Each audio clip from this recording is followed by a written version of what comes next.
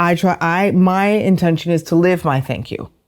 Every day I'm out there. Can you say that sentence one more time? I live my thank you. That is so like beautifully said, because I was sitting here thinking that there's a lot of successful parents, mothers and fathers, and then they have kids, and it's hard for the kids. Oh yeah. There's a lot of kids don't end up like you and your brother. No. You know? Yeah. Oh, believe me. I grew up with them, and thank God my good friends, we're cool, but we look at our other friends and they think, oh, it's so this. I go, no. You had all the same privileges, but it was the parenting. And it was, my mom was like, listen, we have blessings. We're very blessed. We're going to share our blessings, but just because we're blessed does not mean that you get to be a brat. You're definitely not going to walk through this world as somebody who thinks you're no better than anyone, Nicole, and you're not less than anyone. You know what's beautiful about you and your brother? And when I see you guys out in the world, you guys still feel like your parents' struggle was your struggle. Yeah.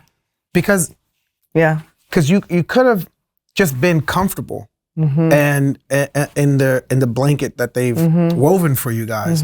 But you're out there fighting the fight. Your brother's out there networking, connecting. Like, he works harder than the people that he works. I know. Alex works harder. And he puts everybody together. I know. He knows everybody and he weaves a tapestry. It's incredible. I mean, these were my mom's. She had these bangles forever, and I call them the spanking bangles because I used to hear these coming, and she would give me a little what did you say? But I love them because they remind my little spanking bangles. But she always put me in uncomfortable situations. I remember calling her from sleepaway camp the first time. I said, Mom, I have to get out of here. I'm going to die here. I was so dramatic. I'm going to die here. I can't stay here. Mom said, anyway, I'll be there in 10 days. I said, Mom, I don't like it. I have to come home. I don't have any friends. What if I don't make friends? She said, what if you do? I said, but what if I don't? And everything was what if. And she turned my what ifs and what if you do? What if I don't love basketball? What if you do? And she said, but I'm going to tell you one thing. You can't quit. This is not forever. It's not a death sentence. I'm going to pick you up in 10 days. But if I start letting you quit at everything you don't like, then you will end up a quitter in life. And my job is to teach you how to win at life.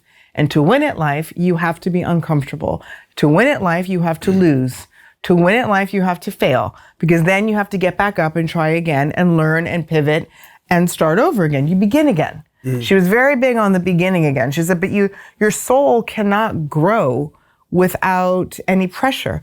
It's like, every time I look at in the wintertime when we cut down all the branches and we let everything, and everything looks so barren and it looks so dry and it looks like everything hurts. And then springtime comes and then you realize why you had to cut everything back because everything is going to blossom, but you have to prune it. And pruning is not fun, and it's not...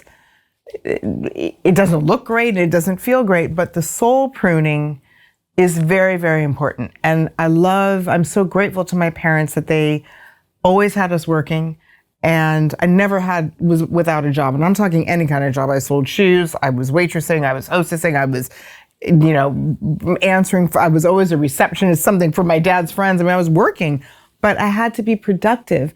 But my mom said, when you're around other people, even if you don't want to be in television, we're going to put you at Warner Brothers Television for a summer. I was like, well, I don't want to be here. I want to be working with Jerry Moss. I know what I want to do when I get out of college.